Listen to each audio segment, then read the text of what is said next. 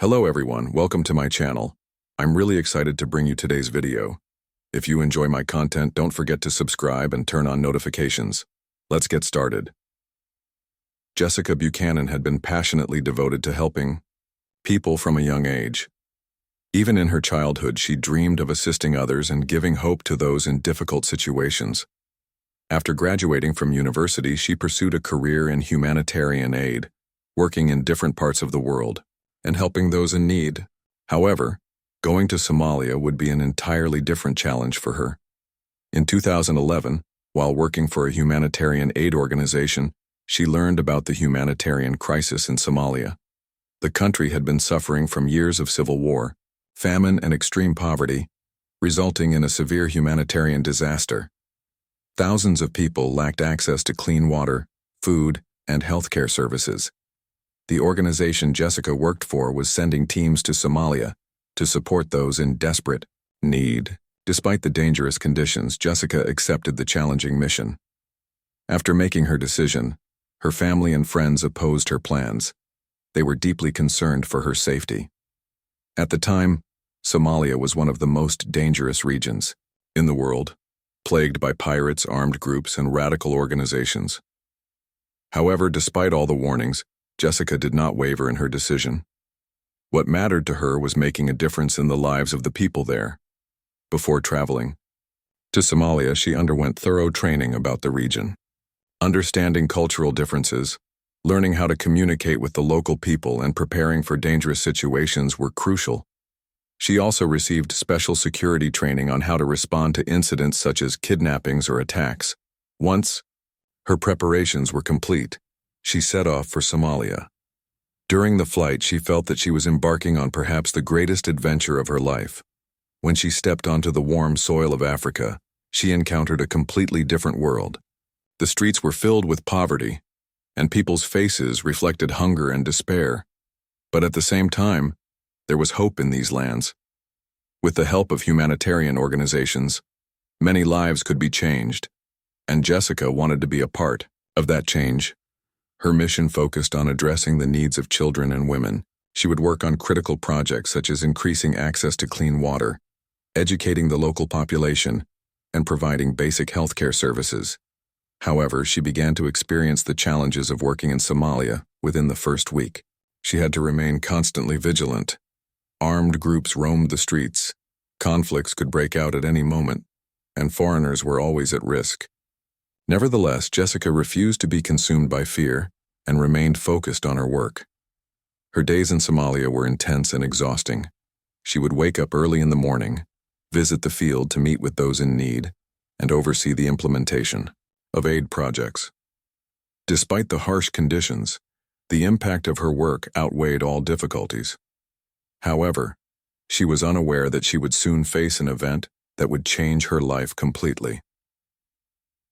In January 2012, Jessica Buchanan and her Danish colleague Paul Hagen Thisted set out on a journey to inspect a humanitarian aid project in the Somali interior. Their trip began as usual, inside an old off-road vehicle pushing through the challenging terrain under the scorching desert sun, motivated to complete their mission. They were accompanied only by a few local guides and a driver. The interior regions of Somalia were lawless, plagued by constant conflicts and almost entirely outside the control of the government. Encountering armed groups roaming the area was not unusual.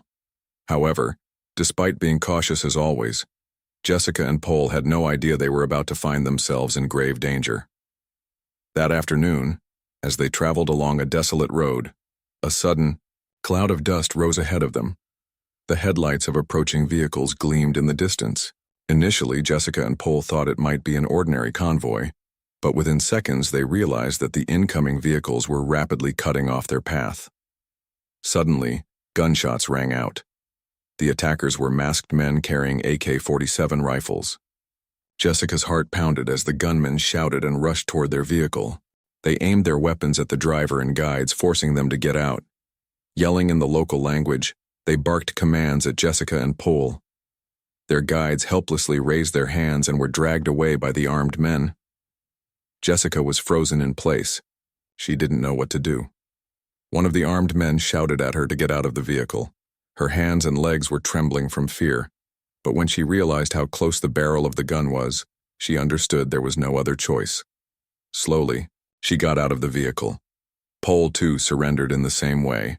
The pirates forcibly pushed both of them into another vehicle. Jessica's mind was completely clouded.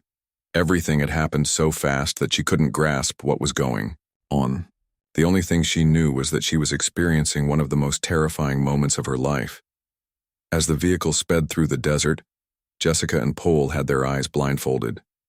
Apart from the hum of the engine and the pirates talking to each other, they could hear nothing else. It was impossible to tell how long the journey lasted.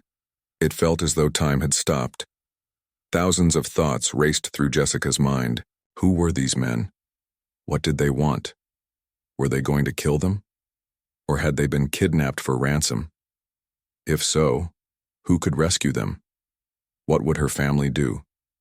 Would the aid organization she worked for take action to save them? When the pirates finally stopped the vehicle, Jessica and Pole were dragged out and roughly shoved to the ground. When their blindfolds were removed, they found themselves in the middle of the desert, surrounded by armed men. One of the pirates began speaking. In English, "You are now our prisoners. If you listen to us, you won't be harmed. But if you resist, you will lose your life." Despite the terror rising in her throat, Jessica silently nodded. The pirates took them to a hidden camp in a desolate area. The camp consisted of simple tents and makeshift shelters. As soon as they arrived, Jessica and Pole were forced to sit on the ground with their hands tightly bound. The pirates' plan was clear. They would demand a large ransom. Jessica and Pole had become bargaining tools, but they had no idea how long they would be held there or if they would ever be rescued. That night, Jessica tried to sleep in the cold desert air, trembling and imagining the worst-case scenarios. Fear and helplessness filled her. Perhaps she was living the longest night of her life. For now, all she could do was try to survive and wait with hope for a rescue. After being kidnapped, Jessica Buchanan and Pole Hagen-Thisted were taken on a grueling journey and brought to a secret camp in a desolate and dangerous region of Somalia, surrounded by trees. The only thing around them were armed pirates and the scorching heat of the desert. Not knowing what would happen, they were completely at the mercy of the pirates. When they arrived at the camp, the pirates made them sit on the ground and surrounded them, shouting threats. Jessica's mind was still in shock. She trembled with fear, trying to make sense of what was happening. The pirates who had kidnapped them spoke English and clearly indicated that they were being held for ransom. The first few days were a great test for Jessica, both physically and mentally. The pirates treated them not as prisoners but as mere objects. They constantly shouted, hurled threats, and frightened them. Jessica realized that they were negotiating for ransom, but she had no idea how long this process would last. The camp, where they were held, was extremely primitive. There was no clean water or proper food. Jessica and Pole often had to drink dirty water. For meals, they were given hard rice or nearly spoiled canned food. Hunger and thirst weakened them more and more each day. At night, things got even worse. The scorching heat of the desert during the day turned into freezing cold at night. They had nothing to cover themselves with, and no proper place to sleep. They had to sleep on a thin blanket laid on the ground. Falling asleep at night was nearly impossible. Hunger and thirst, along with the constant presence of armed men around them, kept them on edge. Jessica's biggest test was not only dealing with the physical conditions, but also handling the psychological pressures. The pirates constantly told them that they would be killed if the ransom wasn't paid. Sometimes they would joke about it. Other times they would seriously imply that they would be executed. This uncertainty created constant fear and panic in Jessica's mind. In addition to this, the pirates tried to separate them, making them feel alone. Sometimes Pole was taken somewhere else, leaving Jessica by herself. During these moments, her fear intensified because she felt completely isolated. Not only did she have no connection to the outside world, but she also had no idea whether her family or the aid organization was doing anything to help them. The pirates' ransom demands kept escalating. Jessica's family and the organization she worked for were negotiating to pay the ransom, but the chaotic situation in Somalia made progress slow. The pirates were getting more frustrated, and their threats became even more severe. Jessica was sometimes forced to stand for hours, and other times she was left in silence for long periods without being allowed to speak. Her mind and body were nearing the point of exhaustion. As weeks passed, Jessica's body began to break down under the harsh conditions. Without access to clean water and having to live in unsanitary conditions, she had contracted an infection. Her immune system had weakened and her body was growing frail. She was struggling with dizziness, stomach pain, and fatigue. Paul was also growing weaker. The pirates were keeping them in the worst possible condition, aiming to break them both physically and mentally. Jessica felt that every day she was losing a little more hope. This captivity, with no clear end in sight, had pushed her endurance to its limit. However, a small spark of hope still flickered within her. Every morning when Jessica opened her eyes, she wondered, could we be rescued today? Maybe someone was looking for them. Maybe a rescue operation was being planned. She had no choice but to keep hoping. Jessica and Paul fought for survival. Every day. Each day was a test for them, every hour a battle for life. But they didn't know yet that the day they would be freed was fast approaching. The kidnapping of Jessica Buchanan and Paul Hagen. This quickly made headlines worldwide. The kidnapping of aid workers by a pirate group especially prompted international aid organizations and governments to take action. Foreign nationals kidnapped for ransom in dangerous regions like Somalia were typically freed after prolonged negotiations. However, this process could sometimes take years, and in some cases, the hostages were killed if the ransom wasn't paid. Jessica's family and the aid organization she worked for began negotiating with the pirates to pay the ransom. However, as the ransom demands reached astronomical amounts, it seemed unlikely that the negotiations would succeed.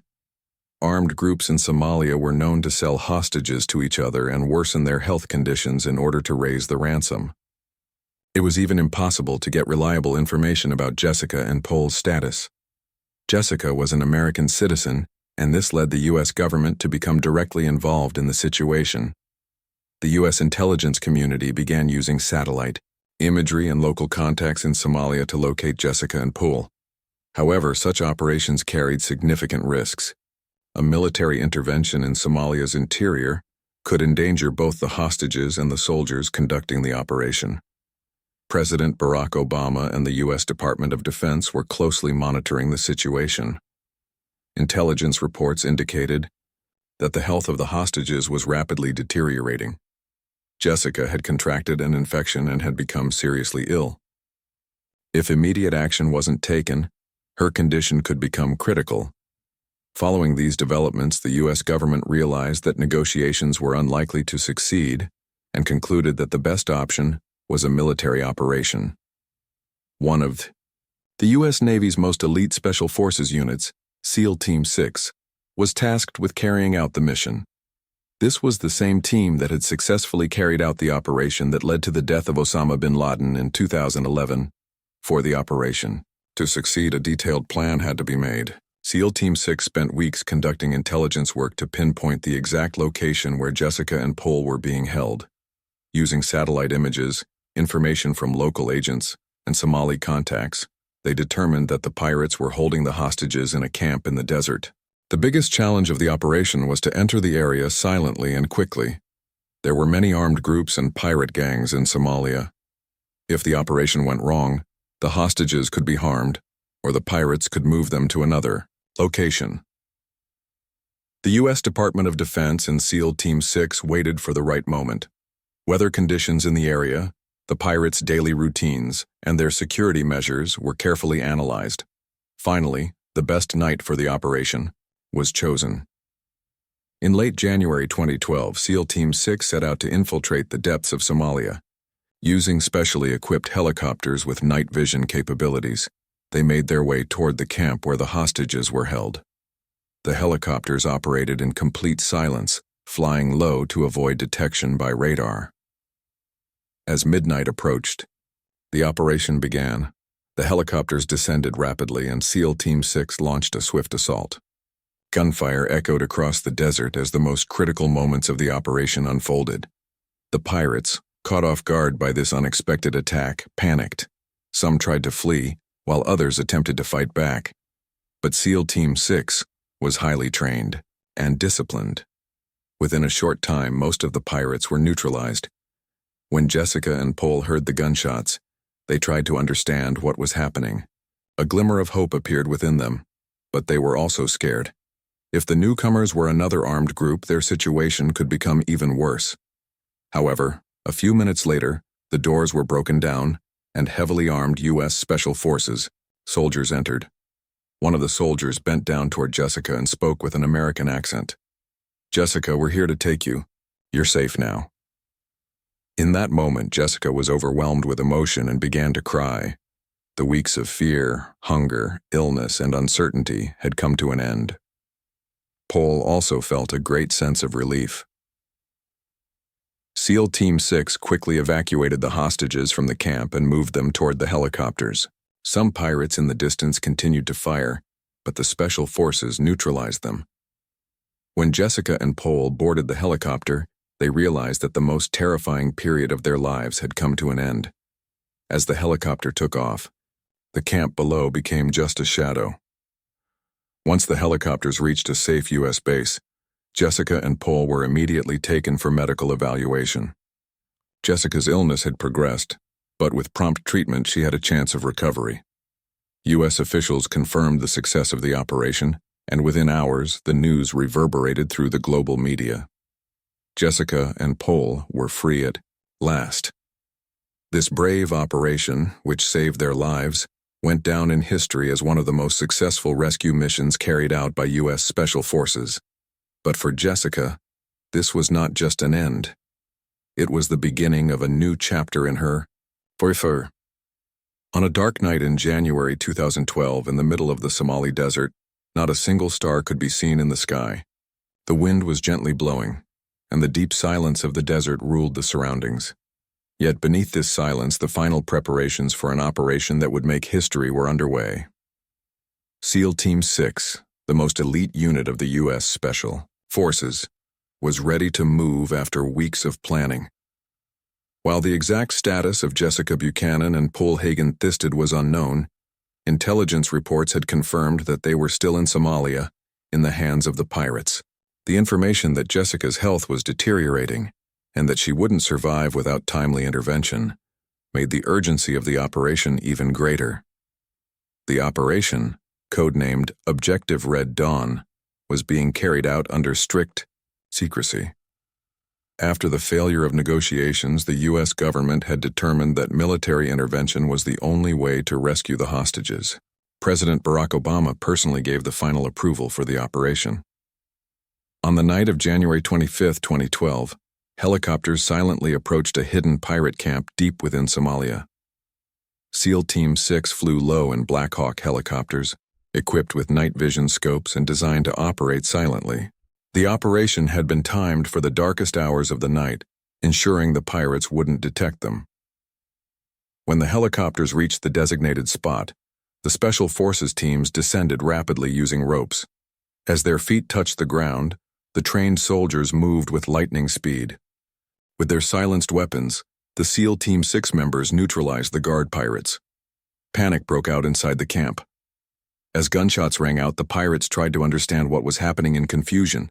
Most of the pirates were not expecting such a professional and rapid assault. Some tried to flee, but SEAL Team 6 conducted a swift raid and neutralized them. Within minutes, the camp was under control. When Jessica and Paul heard the gunshots in their tent, they tried to make sense of what was happening. They had never heard such loud noises during their weeks of captivity. Jessica's heart started to race. Could this be a rescue operation? She thought, but she was also scared. What if the newcomers were another armed group? What if the pirates tried to escape with them?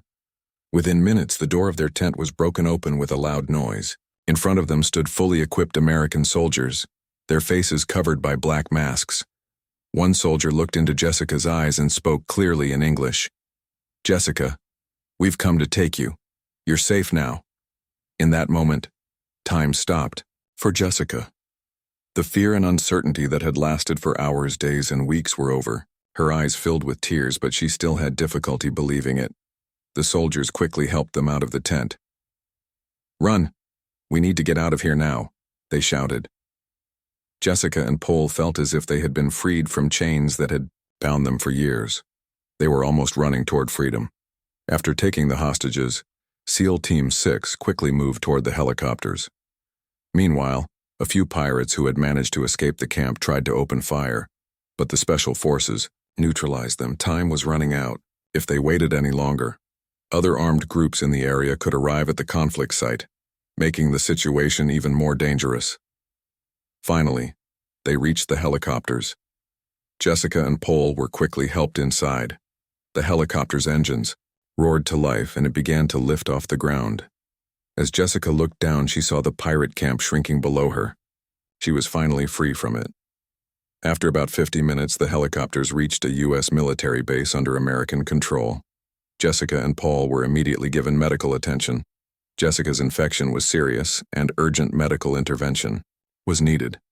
But she was now safe and knew that she would recover. Hours after the operation, the U.S. government officially announced the extraordinary rescue mission. President Obama declared that Jessica and Paul had been successfully rescued and thanked SEAL Team 6, saying, "U.S. soldiers do whatever it takes to protect our citizens." The world media discussed the operation for days. For many, it was a story, showing how powerful hope and human will can be.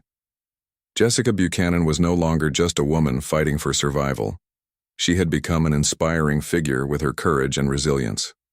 Wanting to make sense of her traumatic experience, Jessica began sharing her story in the following years and raising awareness about human rights and humanitarian issues. She was no longer just a survivor, but a person who gave hope to others.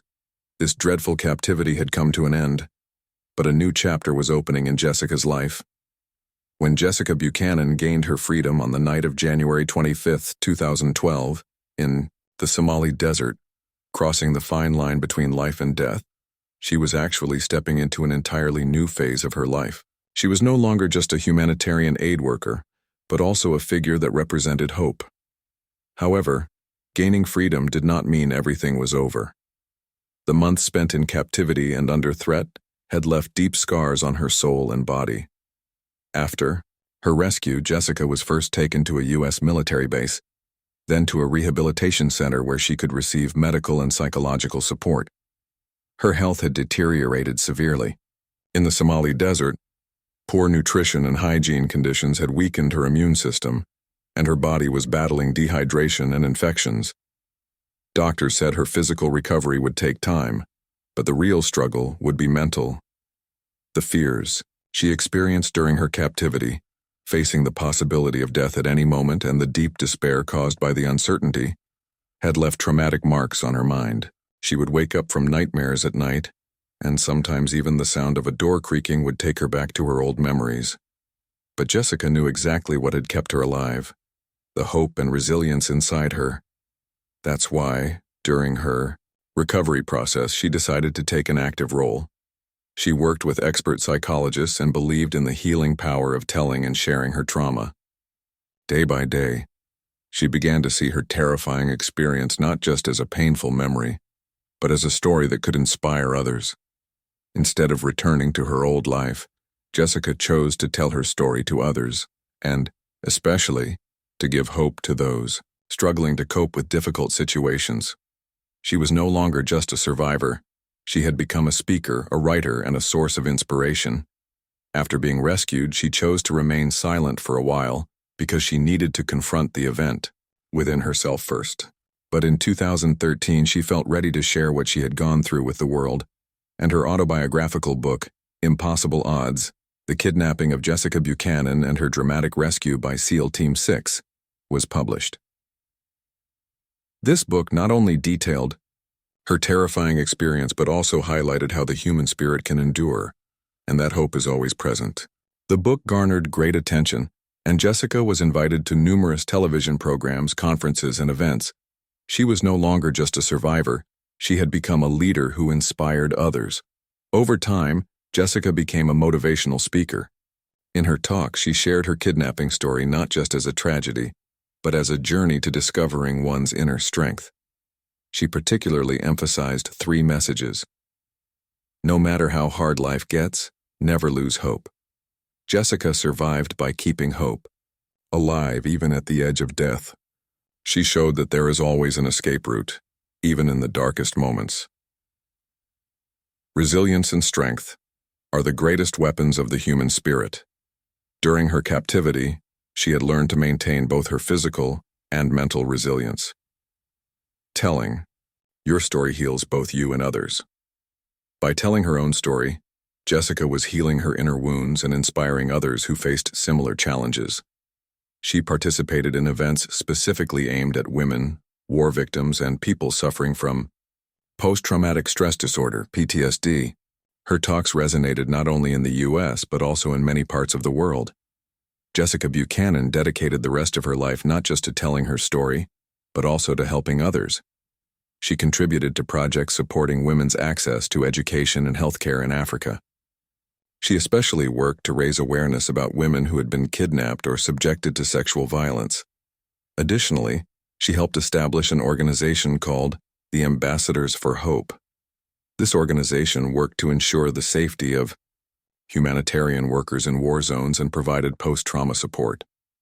After her liberation, Jessica made a new beginning in her life. During the time she had been in captivity, she reevaluated what was truly important in life. She focused on spending more time with her family and loved ones, appreciating the small moments in life. She also connected with other hostages who had shared similar experiences, offering and receiving support during their recovery processes.